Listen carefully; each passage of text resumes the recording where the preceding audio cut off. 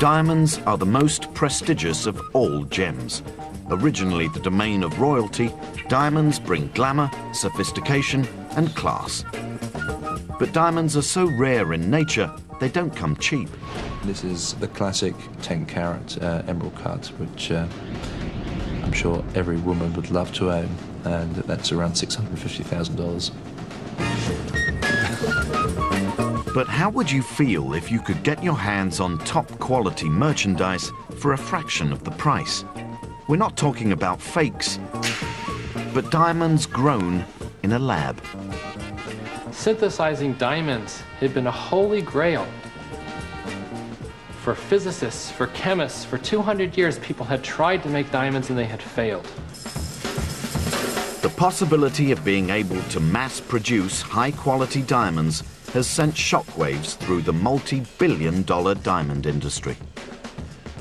What if there is a way to synthesize diamonds that are non-detectable from natural diamonds?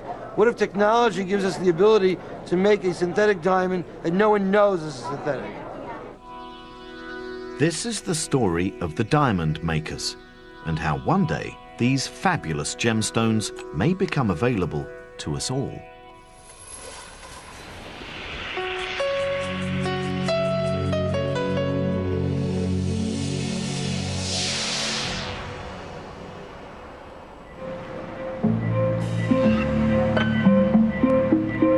On the outskirts of Boston, hidden away in a secret lab, a father and son team were hoping to become fabulously rich.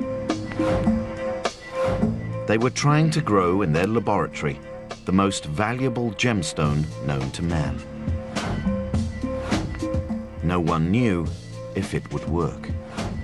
Following growth, you always put the diamond into an acid vat to clean off any graphite that's on the surface. So we put this piece in, left it over the weekend. They had spent years refining their technique, but so far, every attempt had failed. But checking in on that Monday morning, Robert Linnaeus noticed something very odd. At first, it seemed that not only had the experiment failed, but the diamond had disappeared completely. We came in on Monday, and we didn't see the diamond there. We saw nothing. And then we looked further, and we noticed that the crystal was there. But it was perfectly transparent. It was perfectly colorless.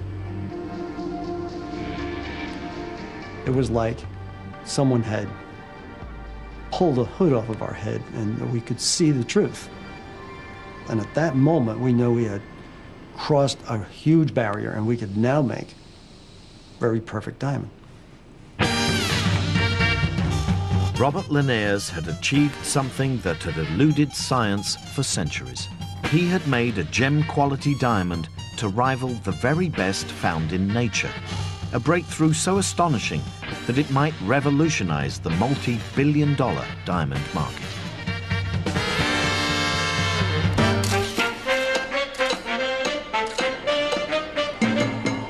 Diamonds are the ultimate statement of luxury. Glittering and sexy, they've never gone out of fashion. Even today, there are plenty of women who believe diamonds are a girl's best friend.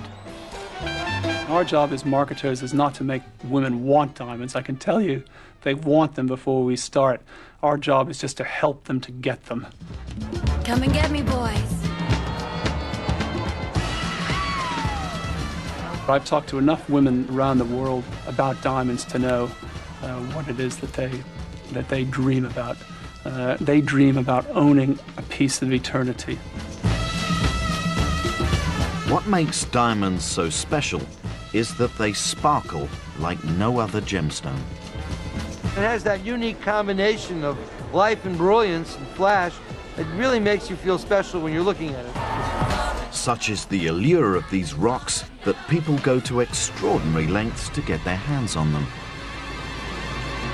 Good evening. 5 men who tried to pull off the biggest robbery in history were jailed today for a total of 74 years. They tried to steal £200 million worth of diamonds on display at the Millennium Dome. They got as far as smashing a supposedly bomb-proof display case. But the flying squad knew all about the plot and they were waiting in ambush. One said, "I was only 12 inches from payday. It would have been a blinding Christmas."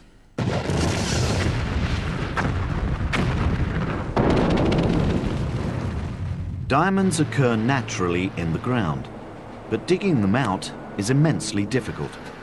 With mines located in some of the world's most inhospitable places, it's a dangerous and very expensive business. You have to shift over 200 tons of rock for every carat of diamond. But ironically, diamonds, for all their fire and sparkle, are actually just a very hard version of an extremely common element. Diamond is nothing more than a lump of carbon. In nature, pure carbon is more readily found in a different form, as soft black graphite.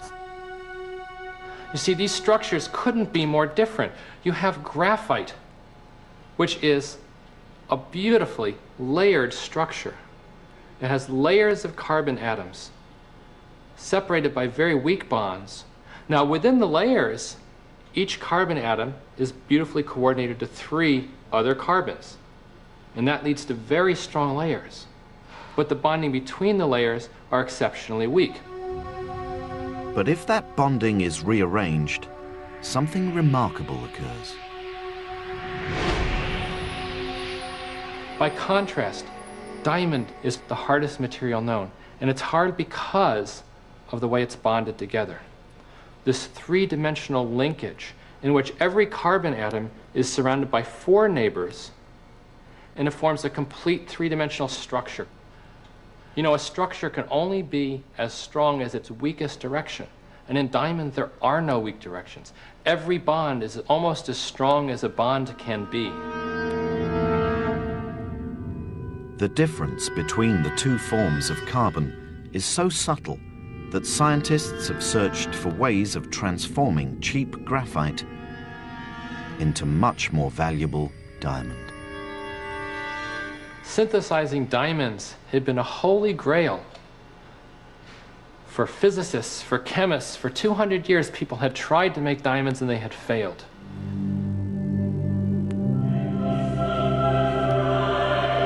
That 2 centuries-long quest began with a worldwide hunt for clues.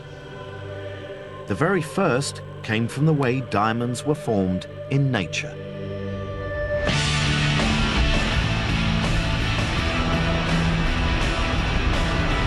It's believed that diamonds are created 200 kilometers beneath the Earth's surface, and that they can take millions or even billions of years to form. It's then during rare and exceptionally violent volcanic eruptions that diamonds are blasted to the surface within a rock called kimberlite. Finding diamonds in kimberlite gave hints to how diamonds were formed. It told you needed high temperature and high pressure because that's where the kimberlites came from, this volcanic rock from deep in the earth. The task facing would-be diamond makers was to mimic the vast pressures and savage temperatures found deep in the earth, and to do it not over millions of years, but in days.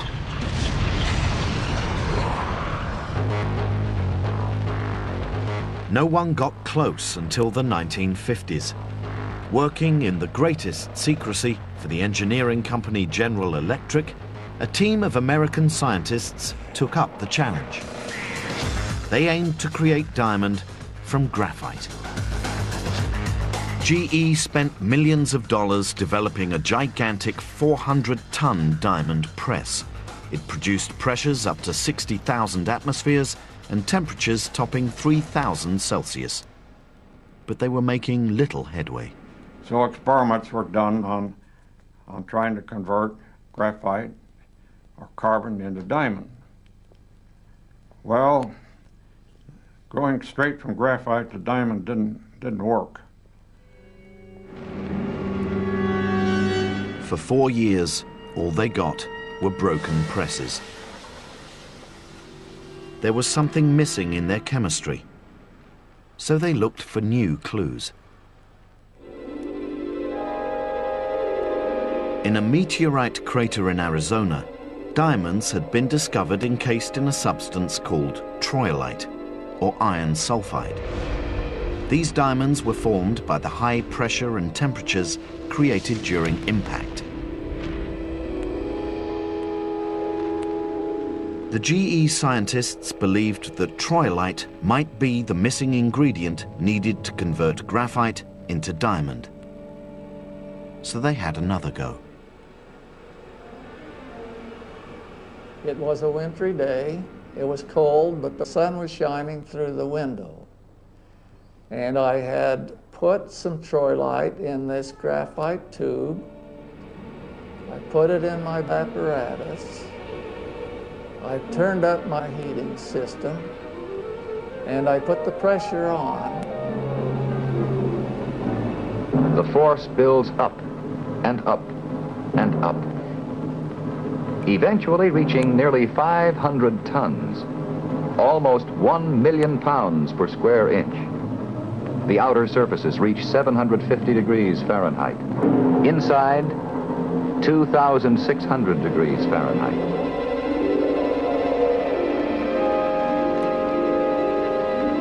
They could only risk running their machines for a few minutes, but they hoped it would be enough.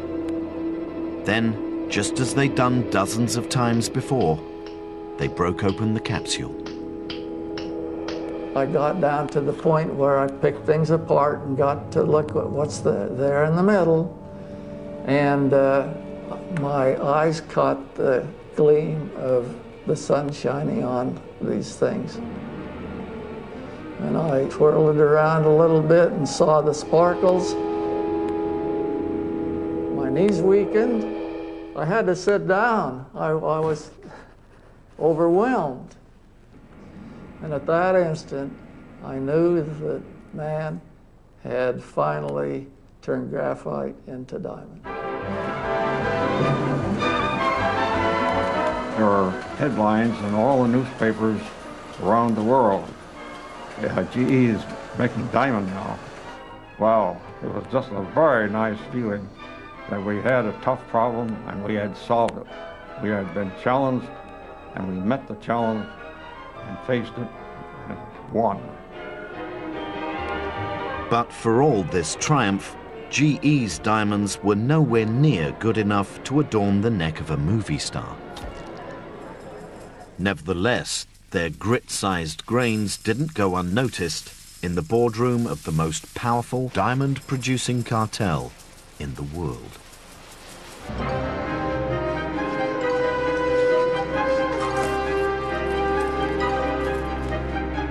De Beers is the diamond industry, and it's dominated the market for well over 100 years.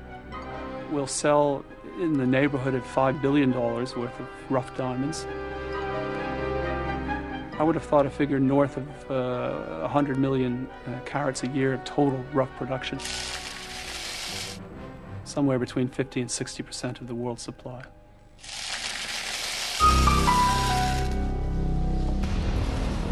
From their headquarters in central London, De Beers rough diamonds are sorted and distributed around the world, sold to select dealers for cutting and polishing. For years, De Beers have maintained extraordinary levels of control on the $60 billion global diamond market.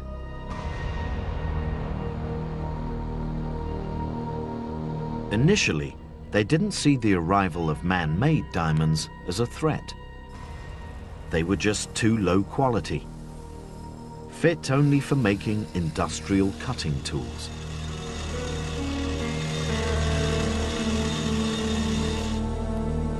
However, De Beers did see potential danger in the future if diamond-making technology improved. So, at a discreet facility on the outskirts of London, De Beers created the Gem Defensive Program.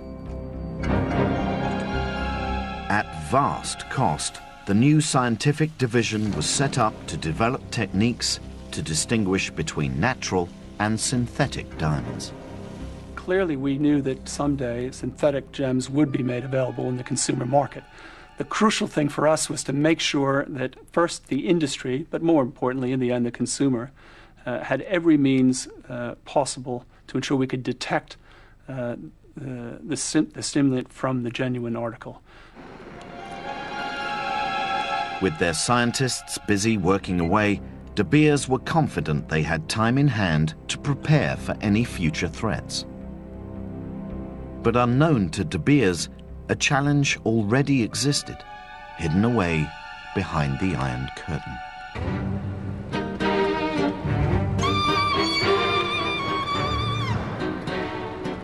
With the breakup of the Soviet Union, Russian scientists were keen to explore the new ideals of capitalism. In the early 90s, on the outskirts of Moscow, diamond scientist Dr. Boris Figelsson set up a lab in rooms rented from the Institute of the Blind. I had hopes. I even had dreams about it. That was at the time when things started to happen. His original idea was to copy General Electric's theory of high pressure and high temperature. But instead of tiny grains, he planned to grow gem-sized diamonds. But he just didn't have the right gear. With little money, he had to use whatever equipment came to hand.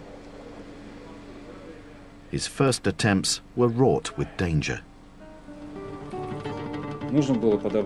We had to select the right materials and the right parts for the press, because if it was set up wrongly, then it was quite possible that there would be an explosion. Everything would come flying out at high pressure. In the end, in contrast to the giant machines used by General Electric, Figelsson cobbled together a diamond press not much bigger than a washing machine. At its heart was a small spherical growth chamber which used a unique method to create the required high pressure.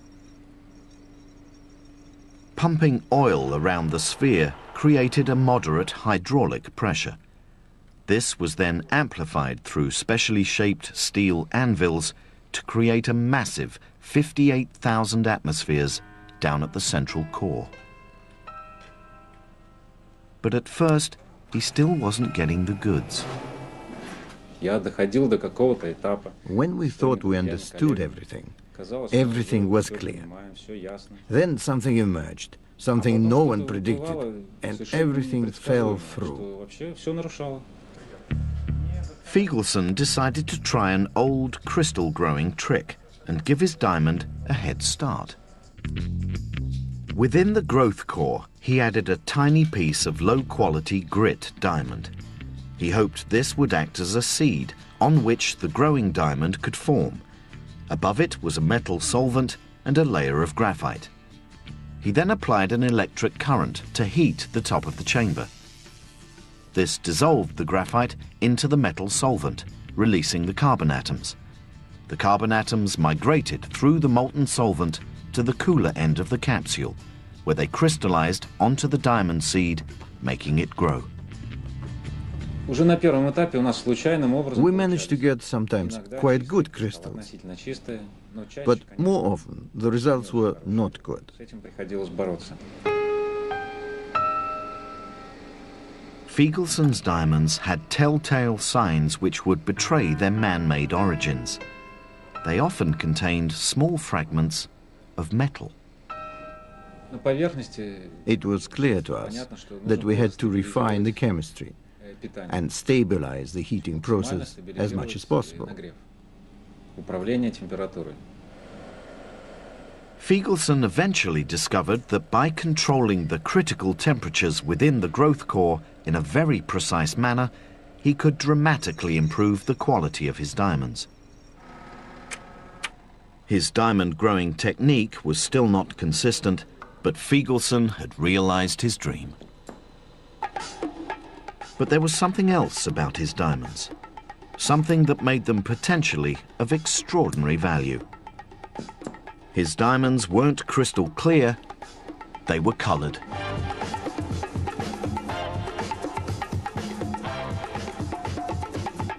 When we got our first good crystal, we were naturally absolutely overwhelmed.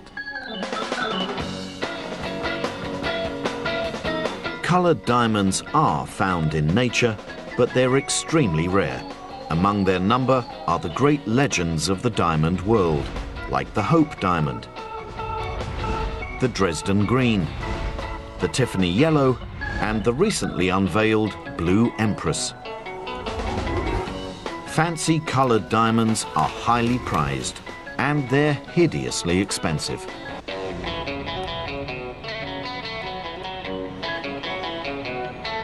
Only the finest jewelers stock natural colored diamonds.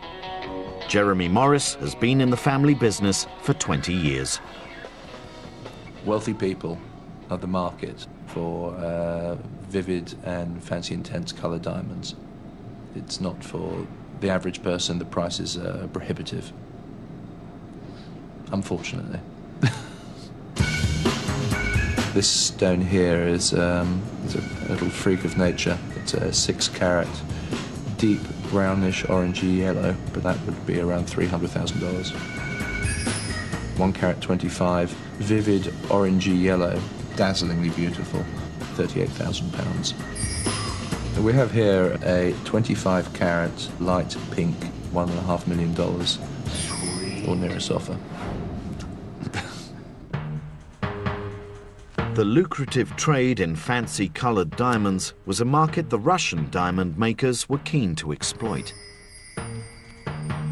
It's possible to make duplicate Hope diamonds, or red diamonds, or yellow diamonds, or green diamonds, all different sorts of colors of diamonds, just by controlling the right impurity, the slight change in the chemical mix that goes into making these diamonds.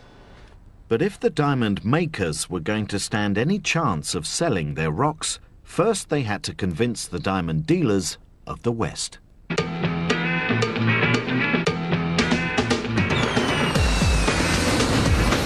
Every year, Las Vegas hosts one of the world's largest gem fairs, where thousands of dealers sell their wares to jewelers from around the world.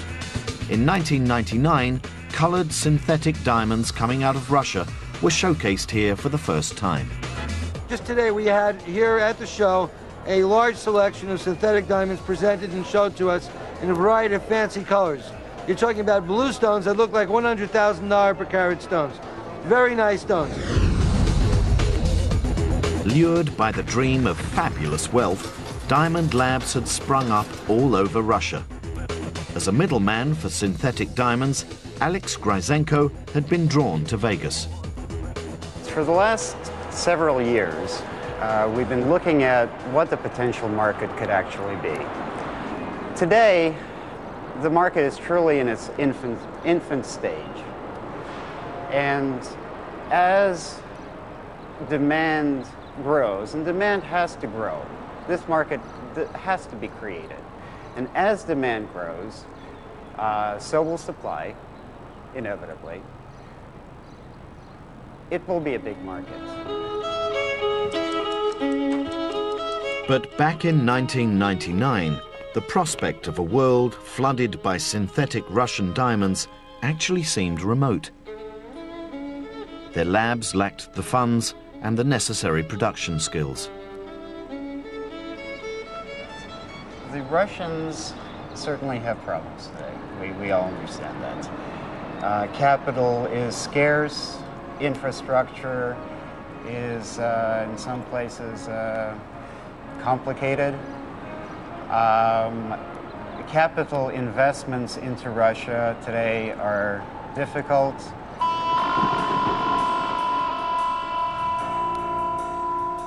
But a chance meeting was about to change all that. Like something out of a James Bond movie, a Russian scientist made a cautious approach to a former US Army general. It was to be a fateful encounter.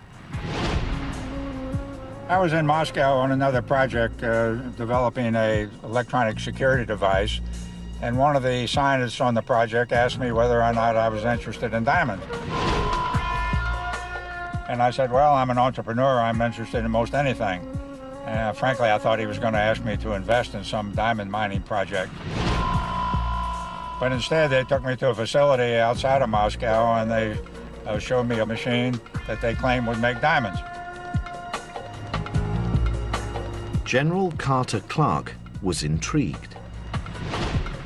But even though he decided to fork out $170,000 for 3 units, he was quite skeptical that the Russian machines could make anything at all. The machines they had in Russia were doing experimental work, and there's a big gap between a laboratory type of operations and a commercial production. We really had to bring good old Yankee ingenuity into being in order to make this a viable business. So he brought the whole operation back to his native Florida. There, he set up shop as the Gemesis Corporation. His ultimate plan, to mass produce synthetic diamonds. But straight away, it was clear the Russian machines just weren't doing the business.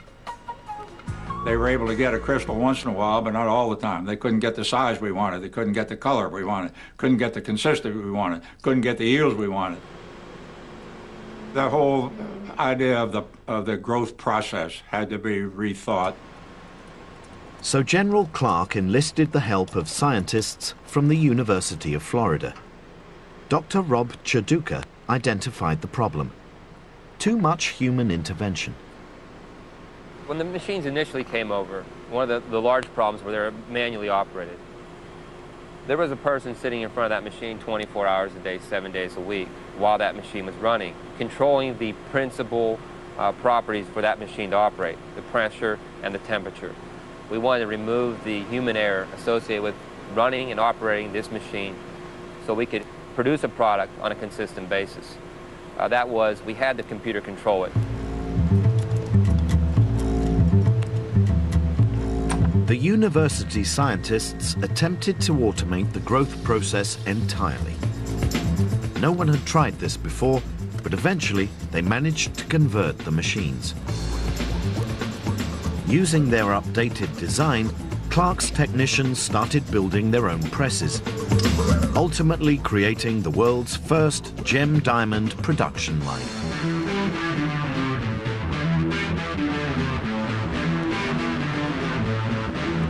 Each of his 23 machines could then be prepared and loaded in minutes.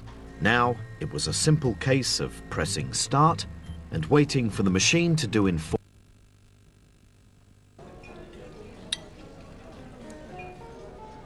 I'm gonna do this now. Oh my God. Power equivalent to a hairdryer running at the same time. After each machine finished its run, the growth cores were extracted. They were then cracked open to reveal a small lump of metal which contained the diamond. These were then each washed in acid baths to dissolve away the metal, revealing the newly formed rough diamond. Clark was finally on his way to achieving his goal. He was now producing fancy yellow diamonds far superior in size and quality to anything ever created in the Russian labs. Initially, we were growing stones that were less than 2 carats, roughly about 1.5, 1.6, 1.7 carats. Now we're growing 3 to 3.5 carats. And that'll cut and polish to a stone that's almost 2 carats, depending on the cut that you want. We're also getting a better color. Before, we used to get a washed out yellow. Now we get a nice vivid or intense yellow. Until now, it had only been the uber-rich who could afford natural colored diamonds. Clark dreamt of taking his colored diamonds out onto the high street. These diamonds from nature are very expensive. A 1 carat vivid yellow diamond would go somewhere between $15,000 and $20,000. Our comparable stone would go somewhere around $4,000. Admittedly not for everyone's pocket, but high-quality synthetic stones selling for 1/4 of the price of naturals sent ripples across the diamond pond. For the first time, there was a real threat of synthetic, gem-quality diamonds flooding the market and undermining the traditional diamond trade. The concern in the industry today is what if, just what if, there is a way to synthesize diamonds that are non-detectable from natural diamonds? What if technology gives us the ability to make a synthetic diamond that no one knows is synthetic? This possibility was not lost on the world's largest diamond trading company, De Beers. Unless they could respond decisively, they might lose their dominance of the market. Their first tactic: simply dismiss the competition. Unless it came out of the ground, it just wasn't the real thing. Diamonds are so much more than just crystallized carbon. Diamonds are something from our deep, deep past, billions of years old, a miracle of nature. You can't replicate that in a laboratory yesterday in Florida. It's not possible. De Beers' gem defense program then sprang into action. Millions of dollars had been spent developing various machines to tell synthetics from the natural stones. The problem they faced was that synthetics were now very high quality. It forced them to study down to the diamond's atomic structure to detect even the tiniest differences. This instrument is Diamond Sure. It's our rapid screening instrument that's been designed to pass natural diamonds whilst at the same time referring all synthetic diamonds. Diamond Sure works by analyzing the way light is absorbed by a diamond. It's down to how nitrogen impurities form within the crystal. Nitrogen atoms occur in clumps in 98% of all natural diamonds.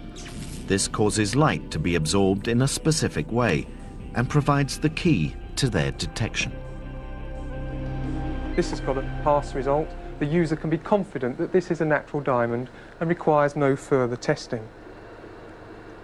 I'm now going to place a yellow diamond onto the probe, press the test key, and this time, within a few seconds, it's come up with a different result. It said, refer for further tests. In yellow synthetic diamonds, nitrogen doesn't exist in clumps, but instead as single atoms dispersed throughout the crystal. This causes light to be absorbed differently, which is picked up by the machine.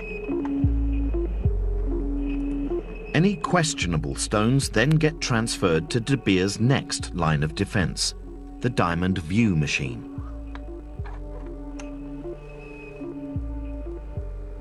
Diamond View shines ultraviolet light onto the diamond and generates a surface fluorescence image from which synthetics may be unambiguously identified. Under ultraviolet light, both natural and synthetic diamonds will glow to some degree. This is called fluorescence. But it's the patterns that are revealed by this glowing fluorescence that can tell the two apart. It's immediately obvious from the strong, blocky blue fluorescence patterns that this is a synthetic. You wouldn't get these strong shapes of blue fluorescence from a natural. Under the UV light, natural yellow diamonds look very different, producing a consistent yet very faint blue glow. With technology like this, De Beers feels it can outrightly dismiss the threat of synthetics. Today we can easily detect each and every synthetic stone that's made. That's really important to maintain industry confidence. De Beers were able to prevent any lab-grown colored gems from being passed off as natural diamonds. No synthetics could trick their way into De Beers' multi-billion-dollar industry.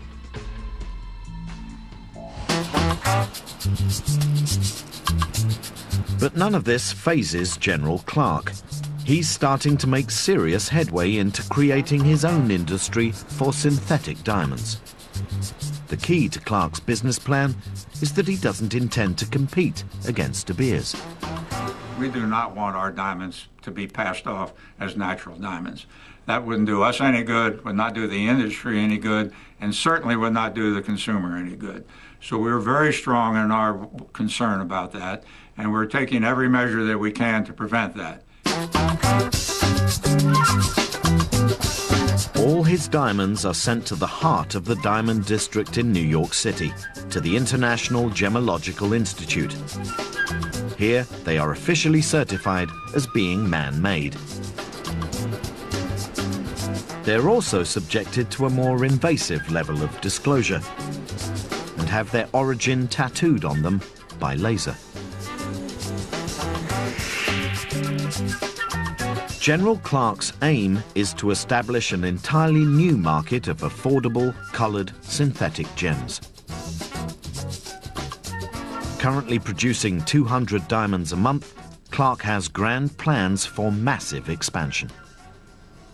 We have 23 machines in this facility right now, growing diamonds 24 hours a day, 7 days a week.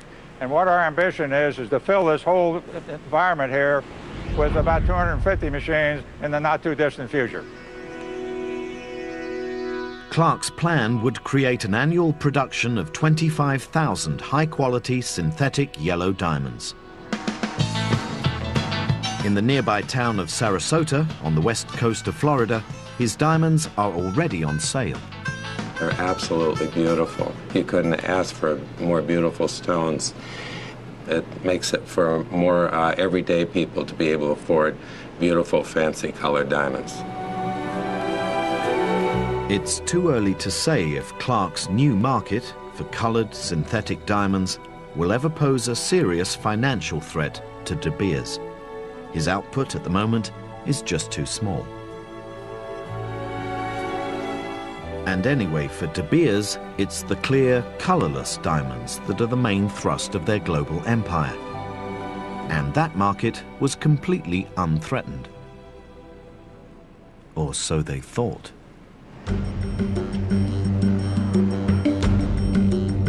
Shrouded in utmost secrecy, a company called Apollo Diamond has been operating somewhere outside Boston, Massachusetts, for the last 2 years. Highly protective of their technology, they have rarely granted access to their laboratory. Horizon was never given the address, just taken to their production facility. The company's founder, Dr. Robert Linares, had never intended to get into the diamond business. His interest had always been in semiconductors. Previous company was manufacturing gallium arsenide wafers for very high frequency devices such as cell phones and radars. And at the time, that was the ultimate semiconductor. And after I left that company, I sold it, and I wanted to go to the next highest performance semiconductor, and that was going to be diamond.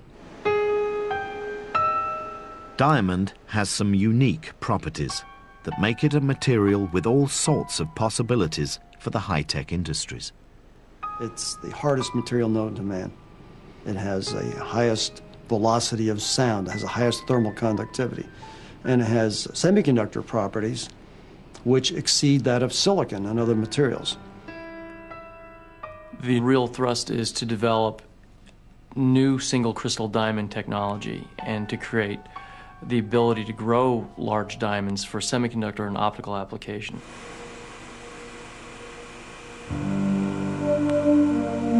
But it was while striving to meet these goals that they stumbled upon something utterly unforeseen and ultimately much more glamorous. We're actually seeing diamonds now that really had the ability to become diamond gemstones. In their mission to make semiconductors, they had discovered how to make clear, colorless diamond. It was a eureka moment for this company where we recognized that we could really do something tremendous in this $60 billion marketplace. The Linares adopted a completely different approach to other gem diamond makers, a technique called chemical vapor deposition, or CVD. Unlike previous methods of growing diamonds, it didn't need high pressure or graphite and was based on using two very common gases. CVD diamond is done at very low pressures, less than 1 atmosphere. And you introduce two gases. You introduce hydrogen and methane. But before the process could begin, what they needed was a seed for each new diamond to grow on. These seeds were made of thin slivers of low-grade diamond. In preparation for growth, they were sliced and shaped using a high-power laser. When we have the prepared seeds, we then load them into the machine. And what our process is capable of doing is growing on multiple seeds at a time. We can load 25, 50 seeds at a time, and really how many seeds we put in depends on the size of the individual seeds. When the growth chamber was closed, the pressure was lowered and the seeds heated to around 800 Celsius. Hydrogen and methane were pumped into the chamber. Then, using high-power microwaves, the mixture was ignited, forming a gas plasma. Within this chemical soup, highly reactive hydrogen atoms collided with the methane molecules, releasing carbon atoms. These atoms were then attracted down to bond with the carbon atoms of the diamond seeds. And so the new diamonds grew, atom by atom. But initially, there was a hitch. Others had tried CVD, but could only produce very thin wafers of diamond, nothing like the thickness needed to create a gemstone. It was commonly thought by scientists around the world that you could never make diamond by the CVD process that was greater than 15 microns thick. That's far less than the thickness of a hair. We discovered how to cross that barrier. And we discovered it for a couple of reasons, one of which was we had to, because we were basing our future business on making single crystal that was thick. And once we figured out how to do it, we very quickly went to a 0.5 millimeter thick, 1 millimeter thick, 3 millimeters thick, 5 millimeters thick. To this day, Robert Linares has not revealed the secrets of his technique. But within his machine, he could now effectively watch 3 million years of diamond growth happening before his eyes.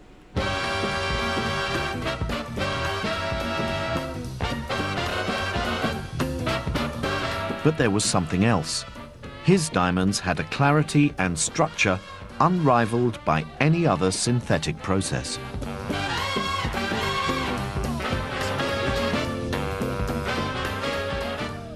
The gem diamonds that we make here at Apollo are very perfect, and they have the capability of being the most perfect diamonds that we've seen on the planet. The Naval Research Department here in the United States has called them the most perfect diamonds that they've ever seen, both man-made or natural. Finally, scientists were not just able to match nature, but make something even more perfect and available at a fraction of the cost. It was the first serious threat to the traditional market in clear diamonds.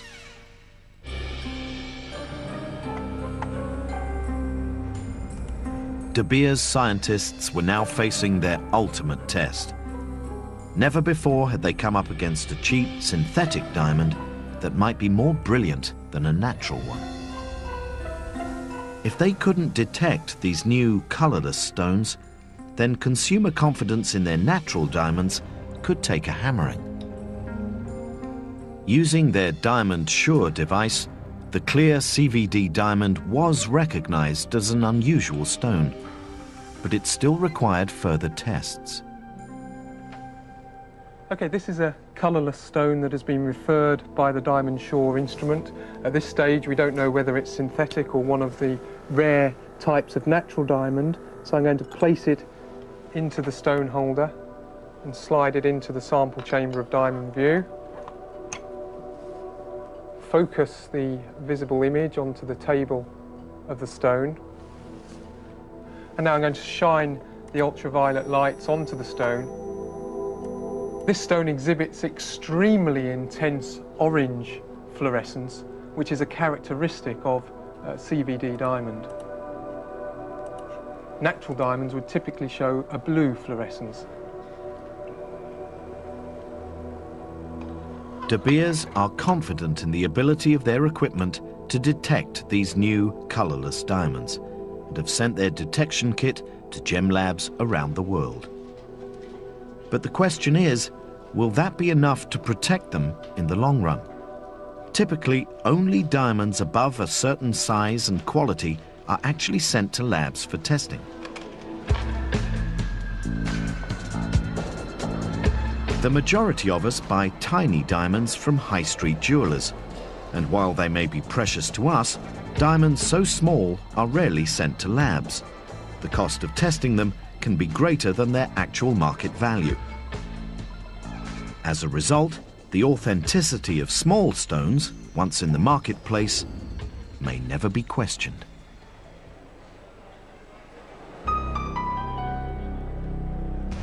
This is an entirely new challenge to De Beers. But they are adamant they will do anything to keep their market safe. Maintaining consumer confidence in diamonds is worth any price that the De Beers Group needs to spend to ensure it is there. You know, the diamond to a consumer is a precious thing. They want to buy it with confidence, they want to know what it is, and anything we can do to help that, we will do.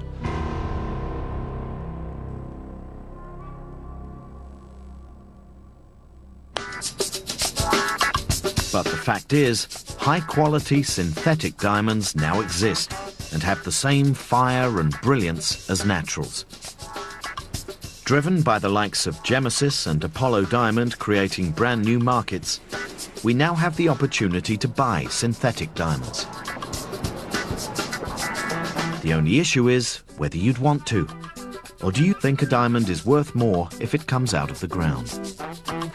The only problem you'd have with synthetic diamonds is they're not going to be as rare and they're not going to be as special. I mean, I could give you a Mona Lisa, that would be an exact copy of one, it would be fantastic. But the real thing is the real thing, and that brings out a very special feeling. You know, if an orchid is grown in the hot, steamy jungle in Central America, or it's grown in a hothouse in California, it's still an orchid, it's still very beautiful, women will love to have it, and they don't really care where it comes from. Where's the romance when you have a yellow diamond and you give it to your loved one? You go, wow, it's amazing. And you go, yeah, you know, this is a man-grown diamond, and it's like, well, why didn't you buy me a real one? It's too soon to say if synthetic diamonds will catch on, or if they'll undermine the trade in natural diamonds. But there's now a genuine chance that one day it could happen. A kiss on the hand may be quite continental, but diamonds are a girl's best friend. A kiss may be grand, but it won't pay the rent. Next week, Horizon investigates Tyrannosaurus Rex. Everyone knows it was the greatest hunter-killer of all time. But could we have got it completely wrong? Was T-Rex in fact a slow, lumbering scavenger? Or pear-shaped, these rocks don't lose their shape. Diamonds are a girl's